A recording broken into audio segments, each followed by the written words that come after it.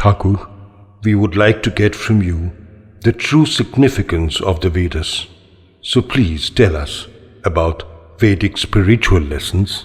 These theoretical talks will sound hollow, both to listeners and the speaker. Really, I feel too uneasy to say something on the subject. At present, we must feel equally concerned about the cardinal issue of people's hunger. It is time to have a generous and earnest approach to the grave problem. The Vedas too had dwelt upon it. It's a pity to find elderly persons of 75 or 80 standing in a queue for rations for hours together. At times, the rations too fall short and they return home heartbroken. Even then, there's no end to our patience, as if we are fated to put up with such privation in peace. Ironically enough, we never protest. Rather, we have made it a habit to be complacent, even in the ongoing situation of scarcity, so none in authority feels disturbed, owing to people's inertia. The social scenario is grave enough for instant intervention. But what steps are being taken? The news media is publishing reports of want and unrest, and the matter ends there. No solution is offered from any corner. Voices are varied, and no common solution is in sight. Wisdom lies in taking a united approach to face odd situations, leaving aside differences of opinion about the details. When the house is on fire in a village, people from all sides rush to the scene and join hands to quell it. Thus the situation is saved by their united effort. Otherwise the fire would engulf other neighboring cottages and reduce all to ashes. We are placed in a similar situation, resembling fire in society. But where are people to put down the fire and rescue the sufferers? None are in sight. A very funny incident comes to my memory about the fire brigade being held up due to slackness and red tapeism in the official circles, from the district magistrate to the superintendent of police, down to the officer in charge in the channel for sanction. Finally, when the fire brigade reached the spot, all was reduced to ashes by the fire. On all sides, we find labor disputes, strikes, and escapism. On the other hand, a larger number of people have no shelter other than the footpath. They are born as well as embrace death on the footpath itself. They deserve priority attention and relief for survival and good living. It is heart-rending to find people in good dress and style walk away without any care or concern for these destitutes. Can we claim to be educated and cultured? Rather, we find people in much better position are busy in raising slogans and endless demands. There is no sign of real leadership for proper coordination and harmonious management. Our country will face a great revolutionary situation if we follow the directions pronounced by the Vedas. The direction is clear. Take up arms and strike at the root of such anomaly and atrocity. Punishment is the only way for clearing the unbearable pollution.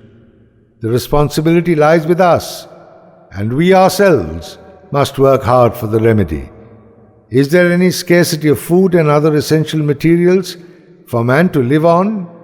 No, but artificial scarcity is being created by unscrupulous groups in the same society. Even then, nobody raises any voice of protest. If all others pretend to be mute onlookers, who can save us? Thousands of people in distress come to me and relate their distress, going without food for days together. It is a shocking sight for me. They seem to survive only with the ray of hope that good times will return soon. But looking around, nobody is seen coming forward, ready to take the helm. If we join hands and work unitedly and earnestly to fulfill the noble task with honesty of purpose, good results are bound to follow. We fail because of the lack of tenacity and determination. The recent strike by the professions of the medical and engineering professions would have been much more effective if it was more widespread, covering many more groups, and if the mode of agitation was taken to the street. Organizational ability in a spirit of totality results in success. Unfortunately, that spirit is lacking in our efforts. Our efforts are only partial. Response is insufficient. We are faltering. Unity in stepping and rhythm helps a good march past. I wish a well-organized march past comes forward from all corners with the common demand for redressal. Things are bound to change for the better because the authorities and exploiting agencies in all departments of work will be shaken by their spines. They will be exposed. Hoarded and hidden stock of essential goods will reach the marketplace for public consumption. There is immense force in people's agitational approach. It is a pity that we are still unable to shake off our inertia. It is high time for us to rise up and tackle the urgent issues with team spirit and unity. Group mentality must be forsaken in the interest of sustainable benefit of the land and her people. A father in his deathbed feels happy and satisfied when he finds all his 5 quarreling sons have come to his bedside for his treatment and nursing, settling their petty disputes and differences. Our situation is almost the same. Our motherland is in distress. She needs our sincere and united service to regain her strength, which we need for our own survival and progress. Nothing short of that will save us. Now everyone is affected by self-interest. All are centrifugal in their attitude, so they are confined to their own family only. This infection is so strong that they even stop short of committing crimes. Our calculations have come to such a result. Following the Vedic times, I would like to advise you that you all must meet at some common ground of unity and join hands to put down the burning blaze. Dedicate your life to the altar of the motherland. All the systems of your religious practice direct us to the very task. In this, you will carry out the Vedic canons. The realities of life would always caution you to save yourself and let others too live in safety. Today, it is imperative for the community, and the youth groups in particular, to come forward and fulfill the onerous task. Wherever people are found reluctant and non-cooperative, they need to be brought down the line by pressure and even intimidation, if necessary. When sense will dawn upon them, they will perceive the realities of life and attend to their obligations of their own without any warning or direction. The stage is now set for final action. People are now emotionally so highly charged that they will flare up by any ignition. But that is not forthcoming. There should be a combined effort by all different groups and agencies to prepare the ground.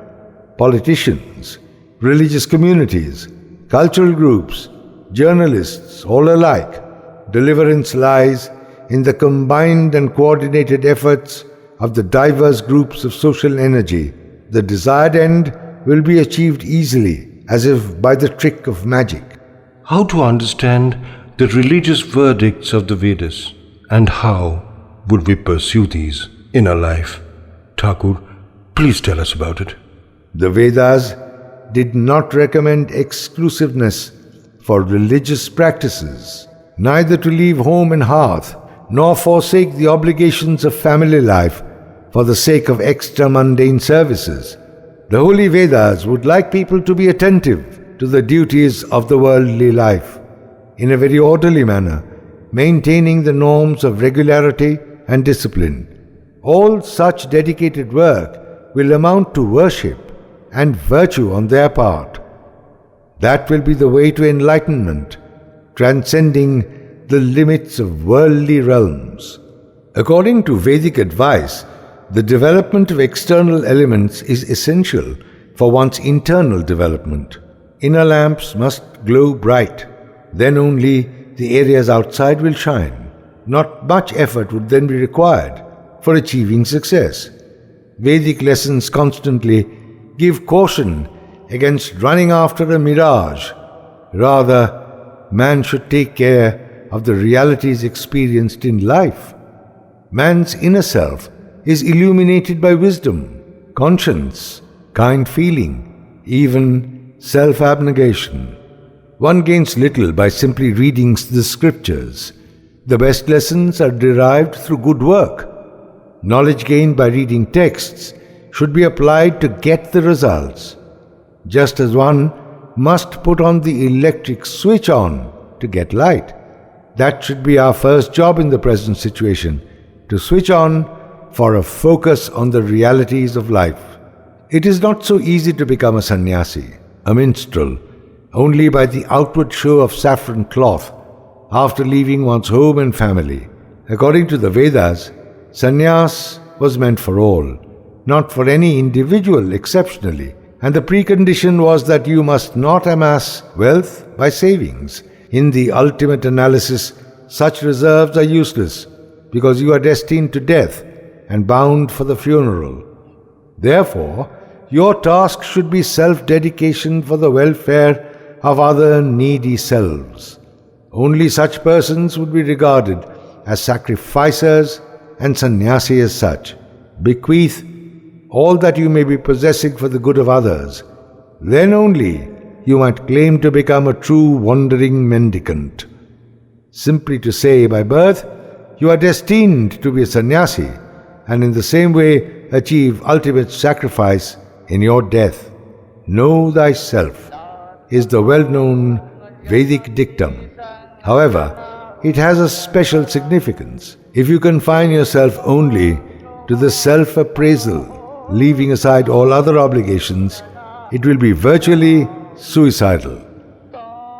A genuine feeling of inner satisfaction is the finale of self-enlightenment. Inner satisfaction is achieved by the process of self-alignment to the identity of the land, the nation, and entire mankind. You have to follow the course of Mother Energy and dedicate your life and soul to the service of all living beings and for the welfare of the whole world. Look at nature. It is a model of selfless service to the masses as a whole. All the elemental forces of nature are ceaseless workers of the welfare service to all alike in the universe. Their distribution system is equal for all. They came to be regarded by the beneficiaries as divine incarnations, while all forms of devilish characters were strictly restricted in efforts of mischief. To awaken others for good work is a very noble task. It gives a genuine feeling of inner satisfaction by virtue of the good work. That is considered as the first step towards the achievement of self-enlightenment. Once the foundation is laid, success is bound to come about. That is ensured by taking up the living issues of practical life instead of getting entangled with imaginary abstract issues beyond physical experience. The Vedic thought process can be traced to the two parallel ideals, one concerning the objective realities of worldly life, and the other relating to highly conceptual issues emanating from the vast open sky. Apparently, one way is formal and discernible, and the other is rooted in imaginary content. Unfortunately, however, a section of people with an inkling of self-benefit were busy with making perverted interpretations of the materialistic aspects of the Vedic Gospels to mislead the common faithfuls by announcing that the pernicious practices of materialist existence would lead them to misery and sorrow, while the other mystic path would bring about sublime peace and emancipation and divine bliss in the illusory resort of unending joy. An atmosphere is so created that common faithfuls are easily attracted in expectation of super performances and offerings, as prescribed by the so-called guardians, preceptors and gurus who conduct such unworldly, pseudo-ethical affairs. There is a constant pressure on the unwary devotees to hurry up for sacrificial performances in the hope of divine blessings and redemption. People are subjected to endless commitments and material offerings for the assumed appeasement of supernatural spirits and demons, Saturns, etc., and their own follies, even at the stake of the departed souls of their ancestors. There is no place in the Vedic commands for such illusory measures for self-expiation. On the contrary, there is full approval of the realities of good living, free from evil pastimes and fatalistic perversions. Emancipation, in the Vedic sense, was never circumscribed by any sort of liability and commitment relating to supernatural maneuvers, keeping aside the activities of worldly life. It was advised that people could achieve emancipation and celestial peace by earnest efforts for the removal of dirt and filth gathered upon themselves.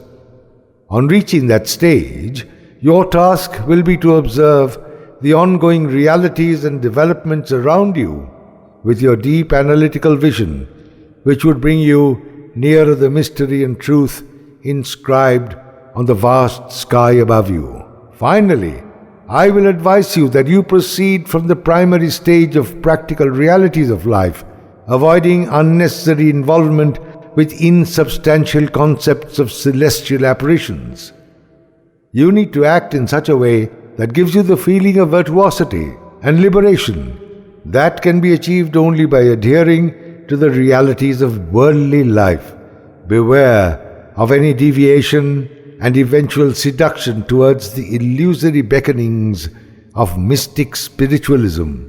Work for the sanctity and spotless purity of the sensible worldly matters of actual experience and shut the door on all ulterior ideals and superlatives. It is much better and useful for us to proceed along the path of actual experience of the realities of life, ignoring hyperboles and hypothetic innuendos. It's very clear that it won't be possible to ascertain the unseen mystics of the vast firmament above us.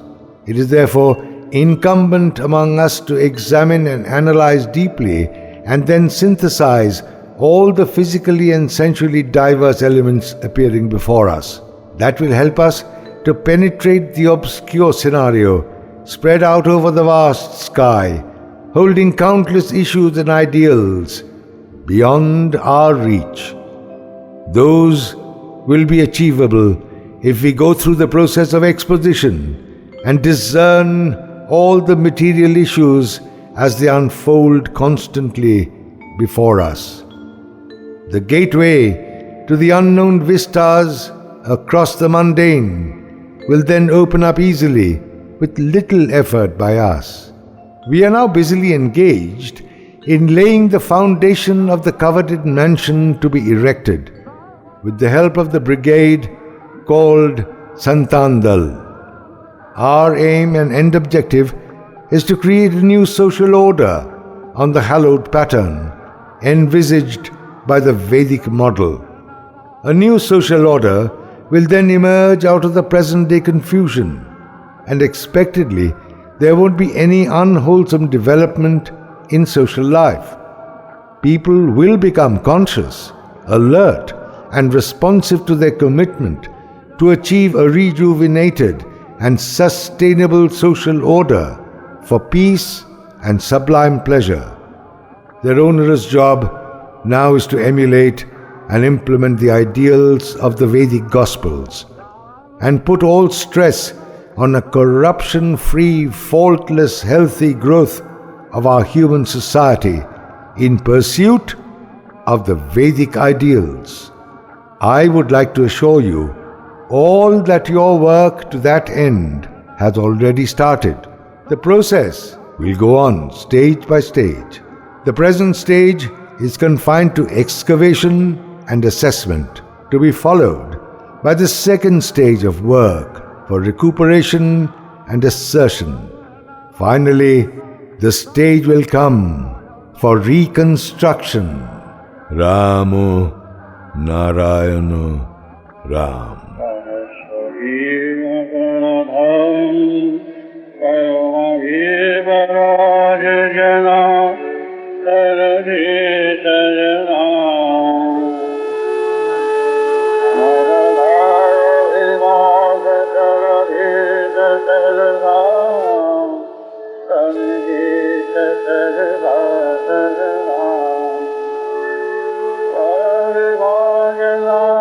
Sarva